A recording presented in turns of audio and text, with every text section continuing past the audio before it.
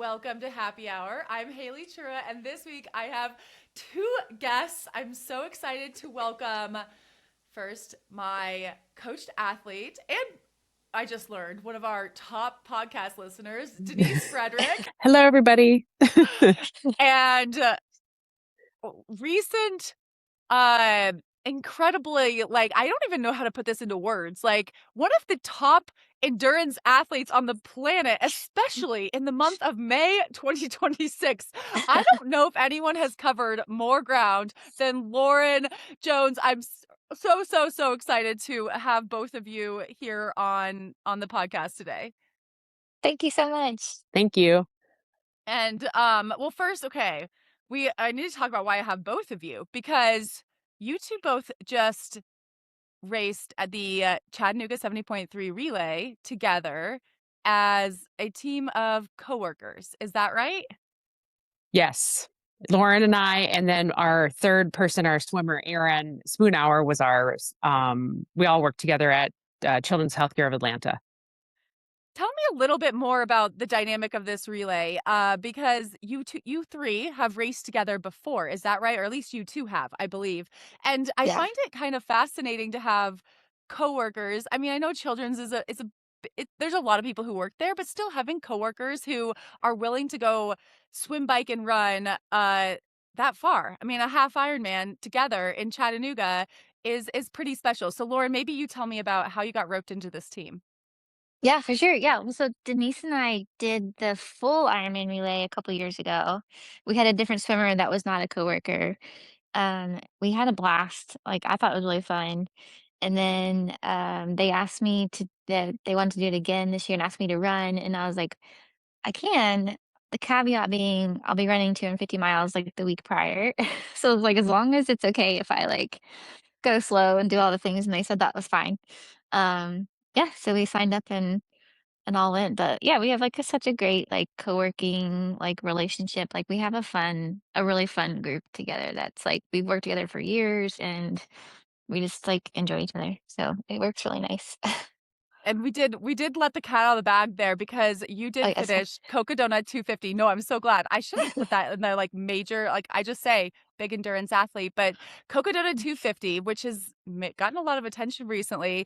You finished that and then also raced Chattanooga 70.3 relay in, I mean, I want to say almost the same week. It was, I mean, I think there was a little bit more than a week in between. Incredible feat. We're going to talk about all of that. But Denise, how is this relay from your perspective? I know that you've raced in Chattanooga several times by yourself, doing the individual event. How does it compare when you get to do it with your colleagues?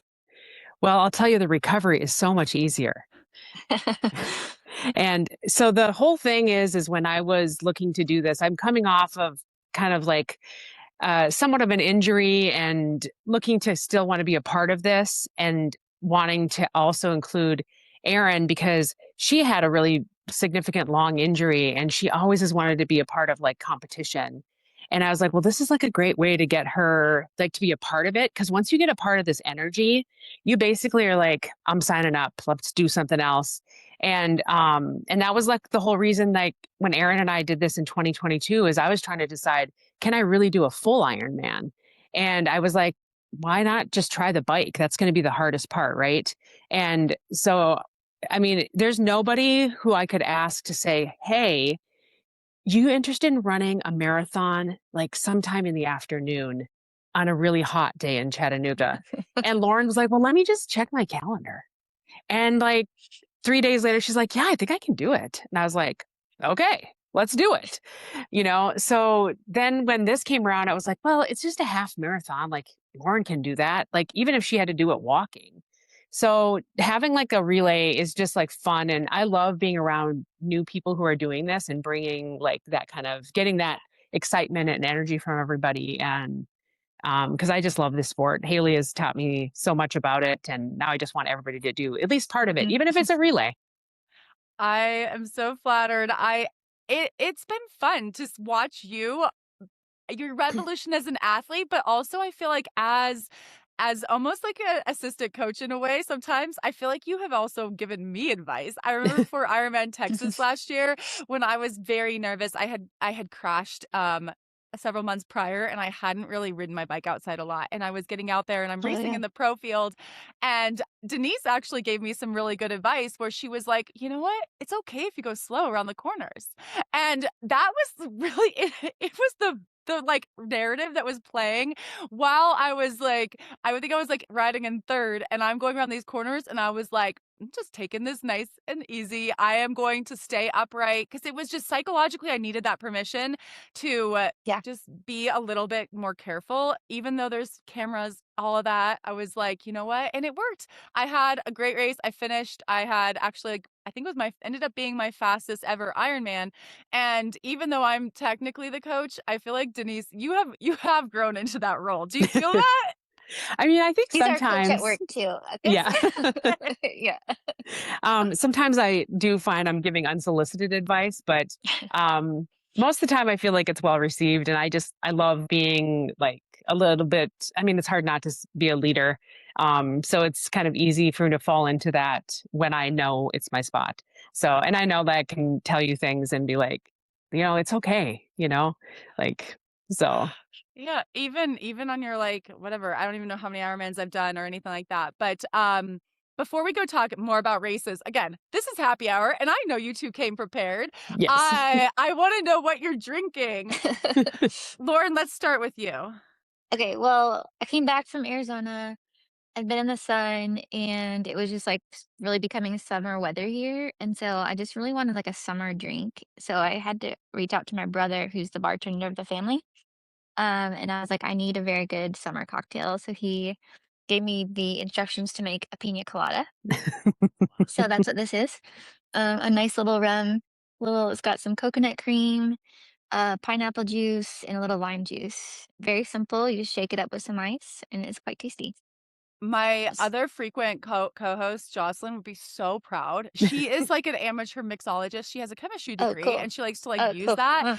And so Yeah. I might have to get that recipe and she can definitely retry it, and then maybe I need to get it. I need a summer project, and I feel like that would be drinking is a good one. Yeah. It's perfect. Denise, what about you? What are you drinking? So because I'm getting ready to go back in for nights, and Lauren and I got new Chattanooga mugs. I So this love the is mug. some a couple of Nespresso pods, and then some creatine, collagen, and airborne. All So Nice. right. yes, Yes, because even though we were recording this in the PM hours, Denise is, healthcare waits for no one. yep, And so Denise is actually, it's her morning. So we yes. are we are really appreciative that you came on before you head into work.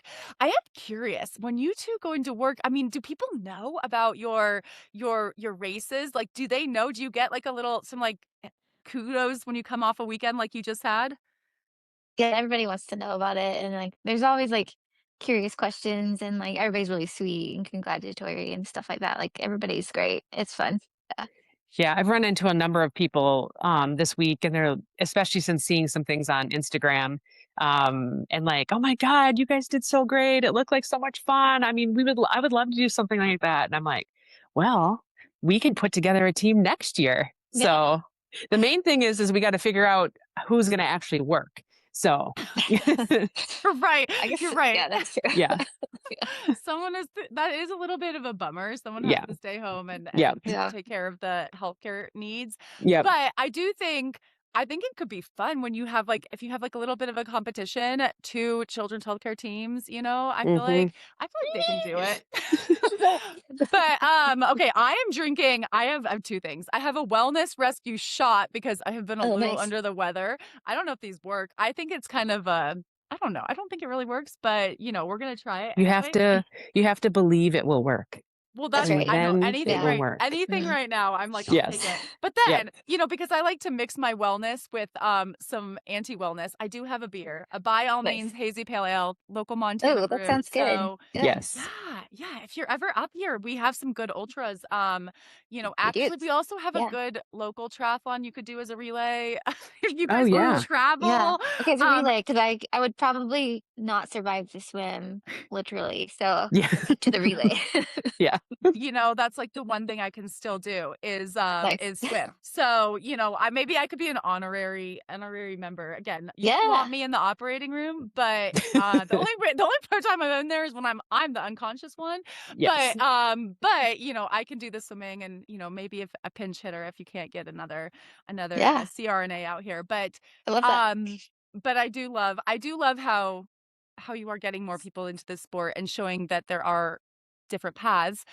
Denise, I remember when you first told me about doing Chattanooga as a relay, and I am like, who's gonna run? Because it is a different kind of marathon, and it's a different kind of half marathon even, Hmm. because I've only done triathlon relays, honestly, as a swimmer.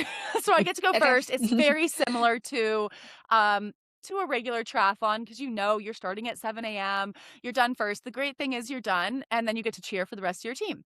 But I Mhm. understand that if you are the cyclist, or especially if you're the runner, that is not a traditional running race. You don't usually start a running race late in the day. You typically know what time you're starting your race. And if you're doing a triathlon relay, especially a full distance Ironman and even a 70.3, you don't know. So I'm like, what kind of person says yes to this? And Denise is like, oh, I got someone. Yeah. And I'm like, is it an ultra runner? And yes. And so, Yeah.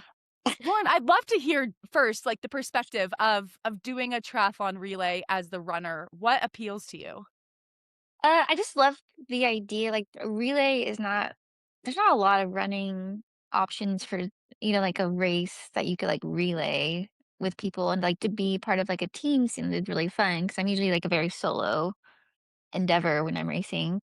So that sounded really fun, and then, I don't know, it just sounds like, dude, if my friends wanna do this thing and that, like, I can support them and help them do that because they need someone to do it, like, I would love to do that, and it just is, like, fun to, like, help support someone else's, like, goals, um, and it works out well because, like, I do run really dumb things, and, it's running all day, all night, multiple days, like, I it's not foreign to me to start running at a really random time and to be used to running it all day and stuff like that, so it fits well into, like, the ultra running kind of genre, I guess.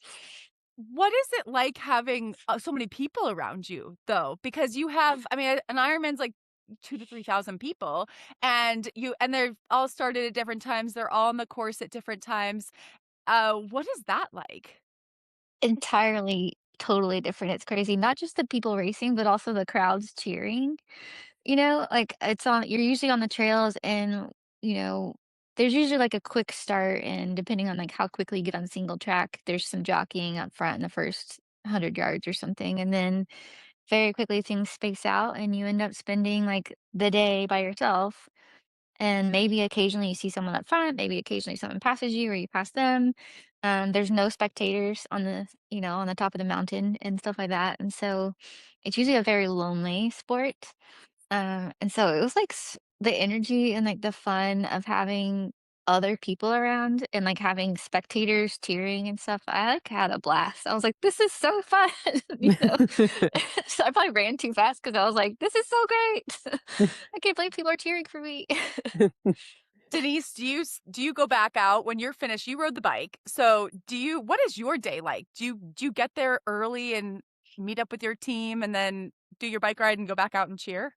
Yeah, we basically all went down together, Lauren included, which I wasn't expecting because I was like, Lauren, you should probably sleep, because even driving from Atlanta to Chattanooga, she had to stop and take a little nap.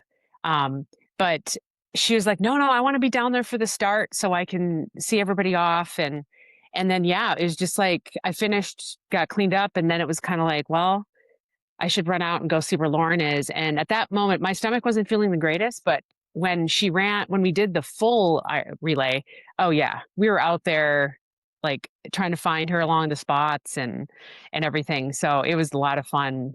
It's just so much fun. And Lauren has so much energy all of the time.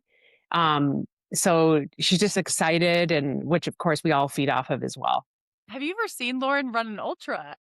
Is this why No. so this is, like, your context of when you have Yes. cheered for her, so when you go back and you can tell Yes. all the coworkers what it's Yeah. like to watch her run, uh, you have that perspective that Yes. not a lot of people get because you're on the top of a mountain somewhere typically. Yes. Yeah.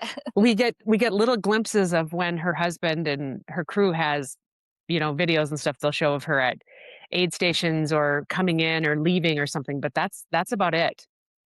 And we will back into now because Chattanooga again just happened, Chattanooga 70.3, and while that was a feat in itself, uh, and I wanna point out, Lauren, you ran a 1:42 half marathon, right? So right, did I have that right? That I think split so, right. something like that, yeah. It was also like 90 degrees Fahrenheit, I believe, in Chattanooga last weekend. Again, and you started that race, I don't know what, like noon, or something around then. Like, so Yeah. heat of the day, you're running, you're so happy, everyone's so impressed. And we need to look at this timeline because I was just writing it out before I came on. So Monday, May 4th, you started Cocodona at Mhm, 5 a.m. Pacific, Cocodona 250. You ran 250 miles. You finished that race on Thursday, mhm, flew home back to Atlanta, I believe worked, and mhm. then on Sunday, May 17th, so again, barely a week later, ran a 1:42 half marathon in the heat of the day for your team. Yeah. I make dumb decisions sometimes, but it was fun. I mean, I'm just like, how in the world? Like, I have been an endurance athlete basically my whole life, and I've never heard of anything like that. Um, Going back to Cocodona though, like, what does it take to get on the start line of Cocodona? Do they just let anyone do that? Yeah, shockingly, there's no requirements. You don't have to prove you can run anything. You just if you get there first come, first serve, you can sign up. So And so it's crazy. Yeah. so how long before the race did you sign up? How long, what was your prep like, mental and Yeah. physical? Yeah, it was a year ago. So they open registration like the week of the race. Typically, it sold out in like 5 minutes or less. It was really I was actually on a run, had just been watching the live stream from the race last year all week, and was doing my own run, and I knew that the registration was opening, so I'd set an alarm on my phone. It had never sold out that fast before. So I actually paused my run and like hopped on Ultra Sign Up to sign up. Didn't think anything of it. It went through, it was fine, finished my run, and then came home and realized there was all this craziness happening because it crashed Ultra Sign Up, nobody could get on, it sold out so fast, and I was like, "Oh, I was oblivious, I had no idea it was this crazy." So I knew a year in advance that I was running it. This is my 2nd time running it. So I ran it in 2022 previously, but it was, like, an entirely different course this time, Okay. much harder. What makes you want to go back and run a 250-mile race a second time? I don't know.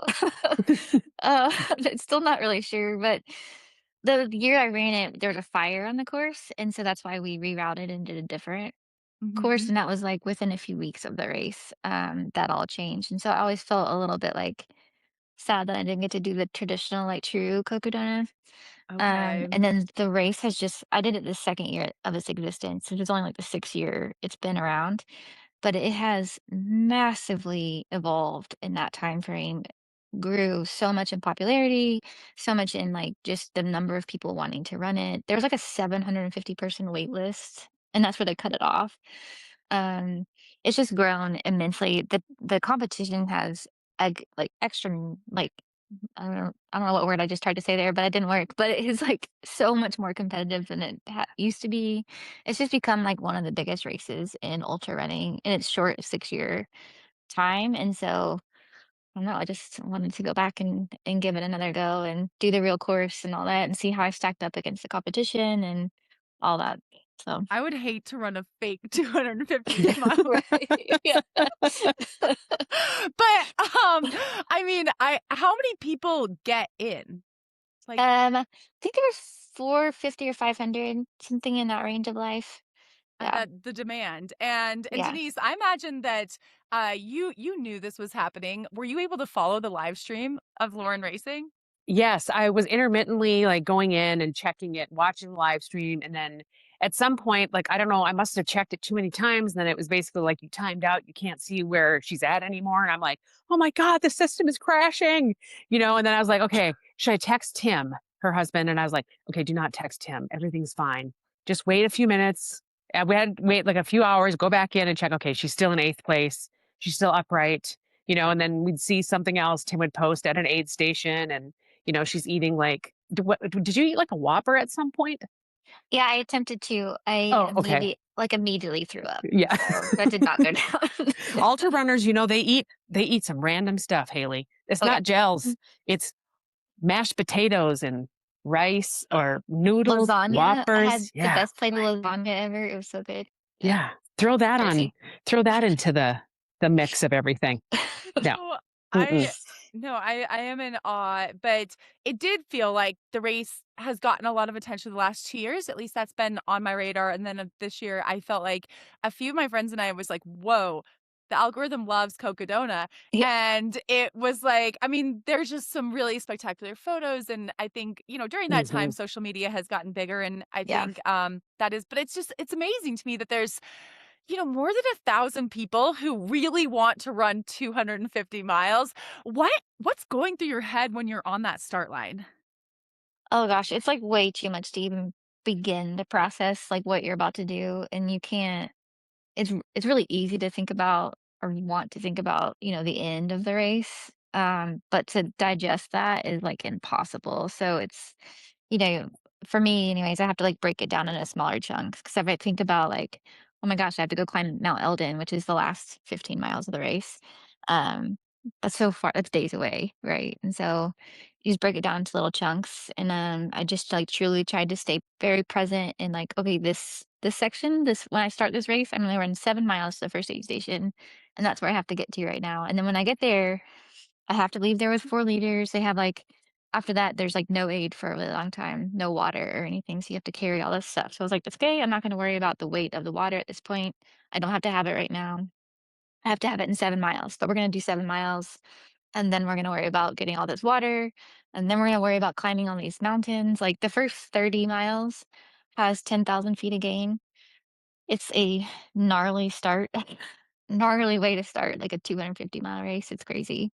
Are people, like, sprinting off the line, or are Yes. people pretty chill? They are. It's a little bit of sprinting, but there's some jockeying because we go to single track pretty immediately, and so some Okay. people jockey, and then, a sprinting is a different sprint than what you would see, any, like, decent pace. Like, if you're in a single digit pace, like, that's considered sprinting for a 2 when you're gonna be running for multiple days, right? Like, if you're running an 8-minute mile up here, like, you're gonna crash and burn.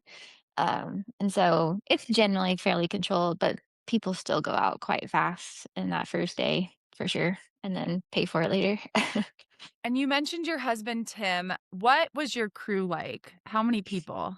I had 3. So it was my husband, his brother Phil, who also runs 100-mile races and stuff.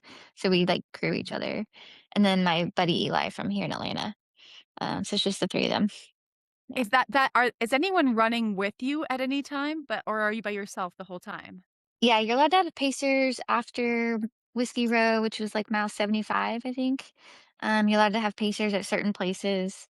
There was this like Mexican spotted owl that lives on the course, that's endangered and protected. And so the Forest Service would not allow pacers for pretty big chunks of the race, including the last 20 miles, which includes a climb up Mount Eldon to like 9,500 feet and down, which is a little unfortunate. But you're allowed to have somebody with you at certain places on the course. So I used him like 3 separate times, like overnight sections, just to kind of get me through the nighttime.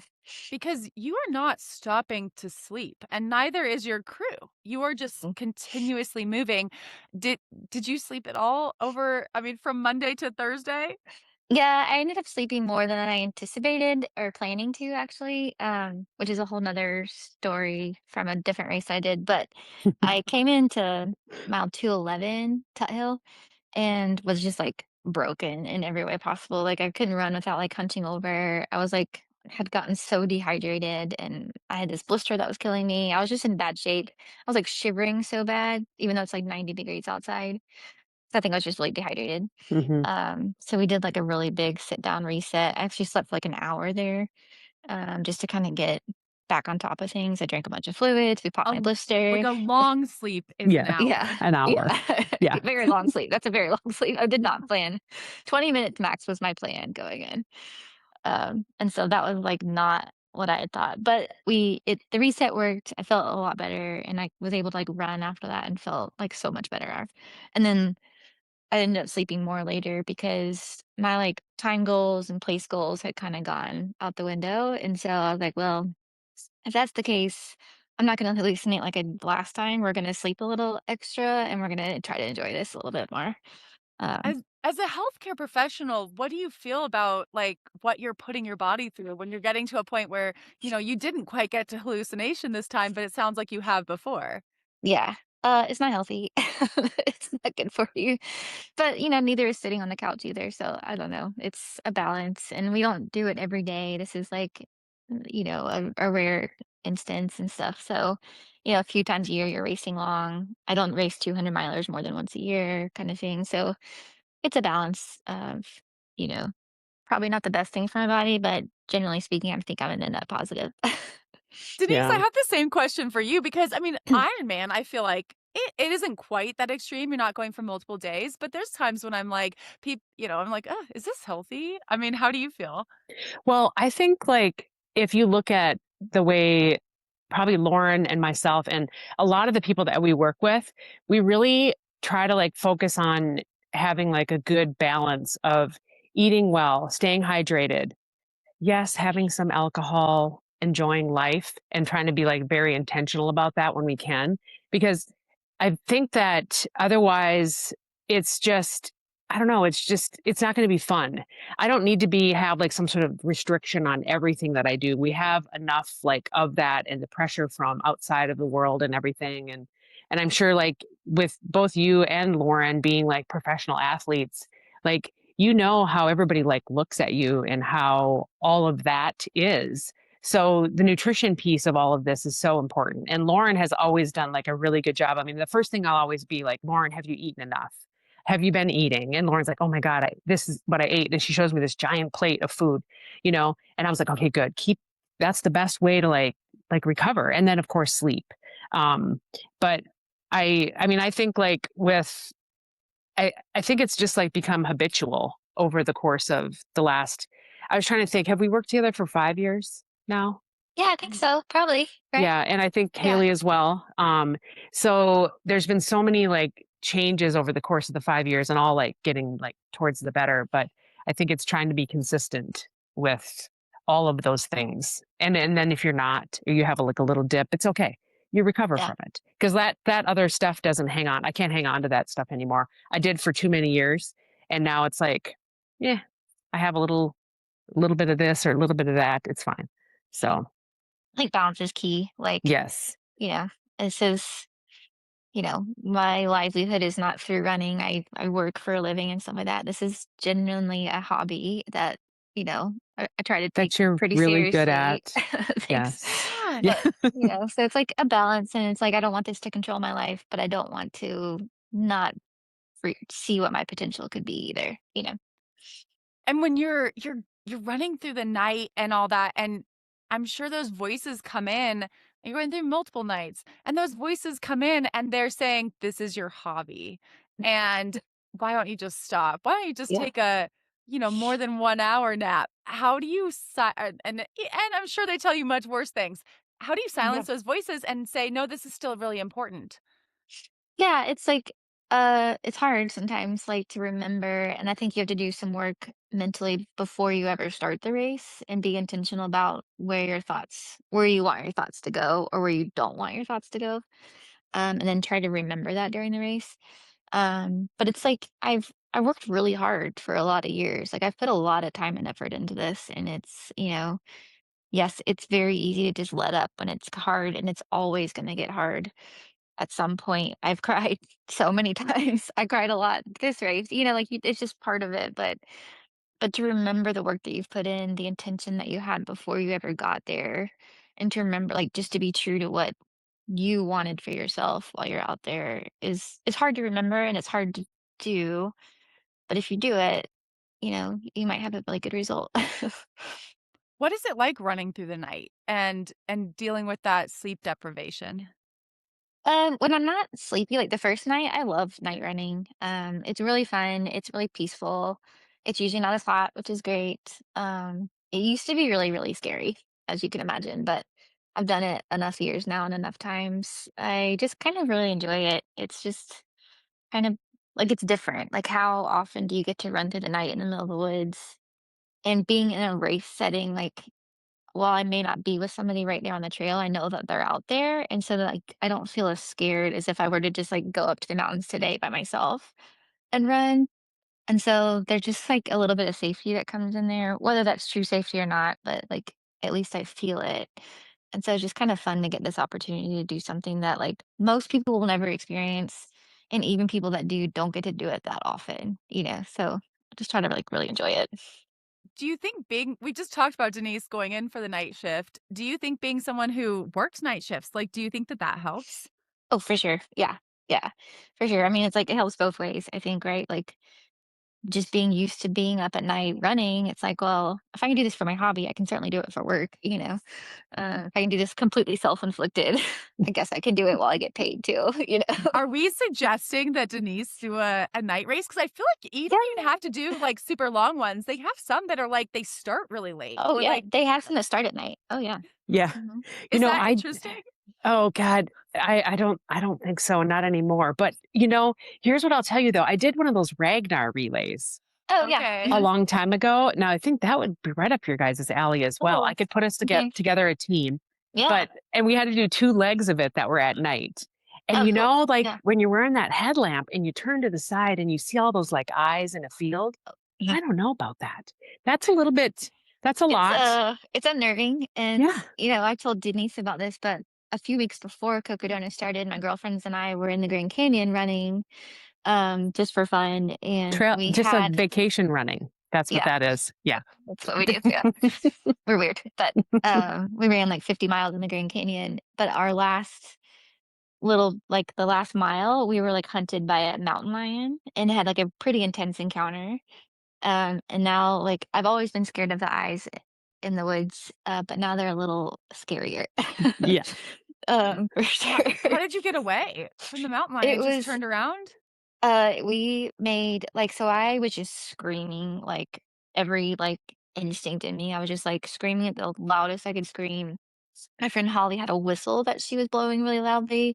We were throwing rocks at it. I mean, he was 40 yards away and was coming towards us on the trail. I thought for sure we were dead. And we just made a ton of noise. We had hiking poles and throwing rocks and just like banging poles together, making a bunch of noise. And he sort of retreated, kept coming back. And we were about a quarter mile from the top of the rim, luckily, so we weren't that far out. So at some point, we couldn't see his eyes anymore. This was like dark, and he kept looking at us, and we couldn't see his eyes anymore, so we didn't know where he was anymore. But he had been blocking our path to the top.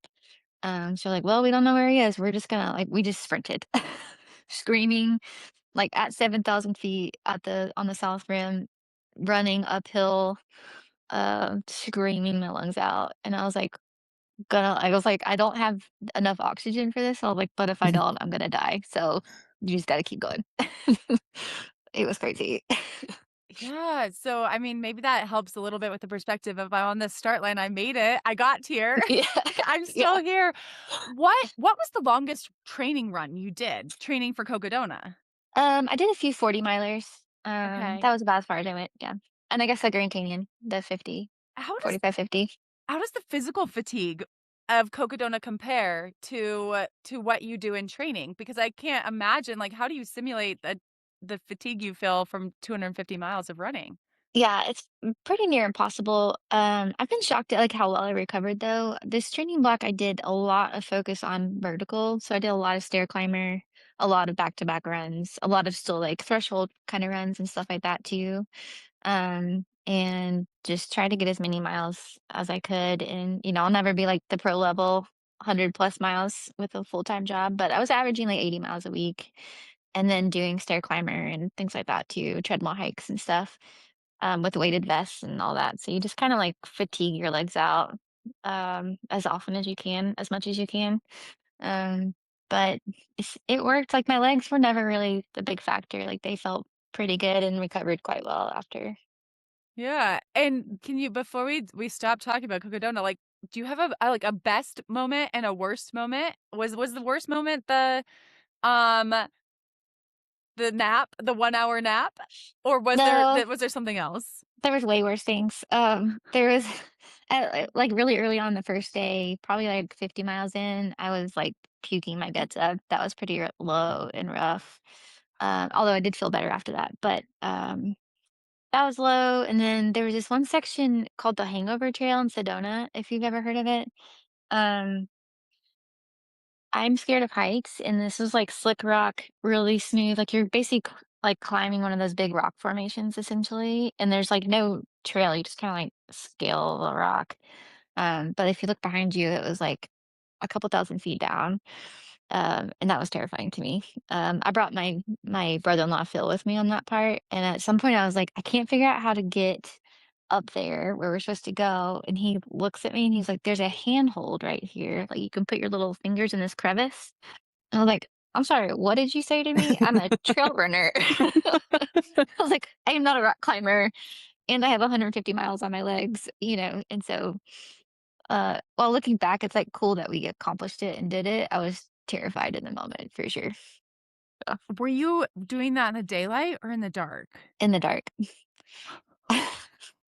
Yeah.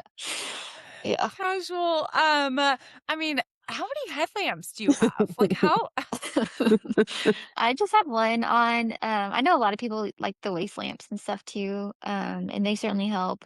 It's just a lot of things to keep charged and keep track of, and so I just do like the one headlight, and I have always have a backup in my pack. But Okay. What about best moment? honestly, one of the best ones was like right after that. So right after that, we kind of came down into the valley, and then we climbed up Schnebley Hill, which is a hill is a misnomer. It's definitely a mountain. We climbed up this big climb, but it circled you around where you could see the big rock formations that we had just kind of scaled. And then the sun was coming up, and the sun was like hitting the red rocks of Sedona, and we were like on this really nice climb. And it was just like it was really pretty. I had my brother-in-law there with me, and it was like just sweet, and we just were having a really nice little morning. It was good. Were you aware of how much attention the race was getting? I mean, I assume like Denise, I assume there's some kind of group chat going on, and is any of that being relayed to you in real time? No, I was in airplane mode on my phone. I was, like, completely oblivious to the outside world. I had, like, I don't know how many texts from people checking in. I'd like, ignored all of it. Like, I just didn't have the capacity, Yeah. to do that while I was out there. So And what did it feel like to cross that finish line?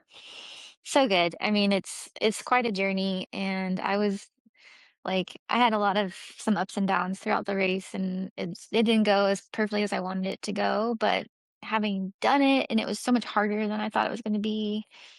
It just like, there's just no feeling like completing the thing that at some points just feels really impossible. And you mentioned your goal and maybe falling short of that. You still finished eighth woman. I think okay, Mhm. 79 hours. Like I feel like the hours mean nothing to me because I I'm know, like, yeah. I'm just like, wait, what is 79 What does that even mean? Yeah. like I'm like, I have no idea. But it's still like if you exercised and we're like racing. I mean, not I like to throw out exercising because I find that's what I do, but especially now. But I think you are racing. You are racing for those times. And I think when you do the math on actually your average pace during that time and factor in so little sleep, and this is actually moving forward, it's fast. It is fast. So how do you feel about it Mhm. performance wise? Had hoped to do better, but also I think I was working on bad information because the race is just so much harder. Even the parts that were, like, the same were entirely different routes than we had done previously. Like, you came generally the same path and went to some of the same aid stations, but the route to get to there or the route leaving there was completely different. The way up Mount Eldon, we took an entirely different trail up and an entirely different trail down, and it was way harder. So the entire race was just a lot harder than I thought it was gonna be. So my goals were probably based on information I had from 4 years ago. And I think if I had had the course from 4 years ago, it would be a little more realistic. And then knowing how awful I felt at different times, especially towards the end, like, and then troubleshooting those in real time and getting back into a place of actually feeling good, is like I'm proud of that and being able to troubleshoot in real time and figure it out. And like, while I may not have made my place or time goal, I feel like I made all the other like B, C, D, E goals that I had. I didn't have crazy hallucinations. I had a good time. I enjoyed the scenery. I stayed present. I wasn't stressed about where I was and stuff like that. And so it feels like a success in that way. And so there's a lot that can really, really go wrong in these things. There's a lot of time where things can really go wrong. And so, just try to remember that completing it is an achievement in itself. It's so, so impressive. And Thank what you. were those hours and days like? We already know. I don't even have to ask you what's next because what's next already happened. So what were those hours and days like in the days after? I mean, and you knew you had this Chattanooga 70.3 on the calendar. Was there ever a time when you were like, I got to tell my team I just can't do it? No, I wasn't gonna back out on them for sure, and I was like and I confirmed with them that they were fine if I did have to, like, take walk breaks and stuff like that, and so, no, it never, like, crossed my mind to, like, back out. I just was like, "But also I don't know how fast I could do Yeah. it," you know? So how did Um you feel like your body I mean, I can't imagine, like I know from Ironman, again, one day, like 70 hours less. But it's, like, I sometimes, like, you afterwards, I can't sleep, like, your sleep is disrupted because you have been eating, you've been eating as much as you can, but not enough, and a lot of it's, like, caffeine and just, like, sugar, all that, and your body is dysregulated for a little while, but it seems like you got back to things pretty quick. Yeah, I was a little surprised at how quickly I felt pretty okay, like, Um, you'll never finish these things and not be in a calorie deficit no matter how well you eat during it, and so I was just hungry all the time. And then, yeah, I can sleep, like, the day after, so I slept like, I napped a little bit, and then but then after that, the fatigue just kinda builds, and I've just been, like, sleepy. I think I'm finally starting to catch up on the, like, backlog of sleep and then just, like, a tired body healing. Um but I was able to walk around really like, I wasn't really very sore, like, my legs felt shockingly fine for what I had just done. That's walking, that's not necessarily running, but, those are different things, but I felt pretty good, I just was, like, tired and hungry. Denise, was there ever a time when did you have a backup plan, or were you like, "No, Lauren's gonna make it"? Well, I was, like, pretty sure she was gonna be totally fine, but I also if I saw her and I'm like, "You can't run." Yes, I did have a couple people from work I had on the back burner. I'm like one of them was like I'm like, "You can run a half marathon on the 17th, right?" And she's like, "I mean, I think I could do it." And then my other guy, he's like, "I mean, yeah, I mean, I think I can do it, but is it co-ed?" I'm like, "Yeah, it doesn't matter. I just, whatever. You look Lauren can be either way. It'll be fine." Um, but but then after I saw her at work, I was like, "Oh my god, you look so good." And she's like, "Yeah, I mean, I feel pretty good." And I was like, "Okay." And then I kept thinking she's probably going to get a cold because why wouldn't you? You just threw your body through an extreme all of this. Nope. She's great because she knows how to recover. I think that's so huge, and taking the time and taking care of yourself and what you need at that point. Because like you can do all the things um, right during the race and still have like a day where you're throwing up or you're not tolerating a whopper. I mean, why wouldn't you? But yeah, and I think everybody at work too is just like we try to take care of her as well and do what we can to help each other and support each other and stuff. So yeah. Go get you that extra trip to the water fountain for her. Yeah. Yeah. Exactly. You're like, "Hydrate, hydrate." Yes. Uh, Lauren, what is your half marathon PR? Do you even know? Have you ever run, like, a standalone half marathon? I mean, it's been at least 10 years since I ran one. I, like, started running on roads, and then I very quickly transitioned to trails, and I haven't done a true half marathon. I guess I've trained, like, I've had workout runs and training that are 13, 14 miles, with intervals and stuff like that. I will say last was it last year when I was training for Desert Solstice, and that was like gonna run. That's a 24-hour track race, like an Okay. entirely different beast than what Cocodona is. And I was trying to build some speed and try to get as fast as I could. And that was like the first time I'd ever hit some of the paces I'd been hitting. And so that was like not tapered, that's like during training. What is this mile pace? Because I need some perspective. Yeah. Yeah. It was like in the 640s, like 640 or so. And I had just never been that kind of runner before. So it was really cool in my early 40s to be like seeing paces that were faster than I had ever run before. And I was like, what is this? You know? Like Um, casual sub 3 hour marathon pace, like I well know. under 3 hour marathon. So you have never run a standalone road marathon. I've done three. So I did Denver was my very first one, and then I did Chicago, and I've done Boston. Just those Okay. three, and that's it. And And I guess the what's your Ironman relay. marathon? What's your marathon PR? It was like 3:30, I So you think. are definitely faster after like doing all these ultras. That is, I mean, and like into your 40s, I feel like that's like incredibly Yes. Because there's a lot of women people who want your secret. women are amazing. I mean, Lauren, when did you even start running? Because this is also Oh, like, yeah. After yeah. grad school, I was like late 20s, early 30s before I ever started. Yeah, yeah. All Which I right. think is probably good. I don't have like decades of hair down. I don't know if that helps or not, but yeah, this is all like relatively newer for me in life. And we already kind of gave the spoiler how we started this whole episode. You did run Chattanooga like a week and 2 days after finishing Cocodona. You ran Chattanooga in a 1:42 in the afternoon, 90-degree heat. How did that feel? Your legs felt okay. 1:42 is fast. Yeah, it was thank you. It was I was really glad it was the half and not the full. That was about what I had in me. But again, like the crowds are really fun. I was surprised, like I intended to start slower and then I don't know, just like the first mile came up and it was like 7:45 and I was like, oops. And I was like, oh, I'll slow down. Mhm. And then sometimes you feel like you slow down, but you don't really slow down. And so they just kind of kept coming. Like it was like kind of consistent the whole time. But it was really nice, like, every mile there's an aid station, so I every mile I just took a cup of water and, like, dumped it on my head, and that was so nice.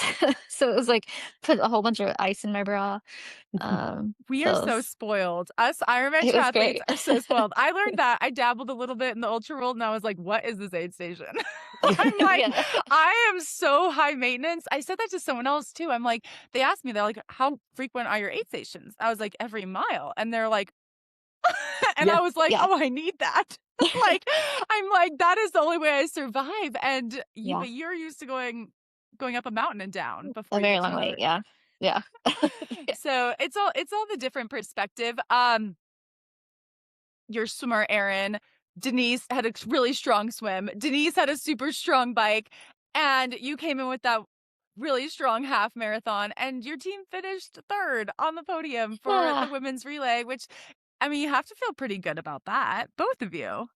Yeah, that was a really fun surprise to find out Yeah. later. Yeah. Didn't even realize it. So, Yeah. but yeah, it was pretty awesome. We were, I don't think I told you this, Haley. There's a doc that we work with that was supposed to be doing this with two of her Mhm. friends, and we had secretly been planning to just annihilate them, because not really competing, but competing always. And they ended up having to back out. So I have no doubt that next year I don't have any doubt that they're going to try to come back at this now. So we'll see. I haven't They're talked to her ready. yet, Yeah. but yes. Hmm. I might have to come out and cheer. Like I We said, I can could get you jump on a team. I will jump Yeah. in for the swim. Last Yes. minute again, I have like I'd like to be I on your team. I need Lauren to give me some like toughness lessons. Again, I come on here and I like just get other people to coach me.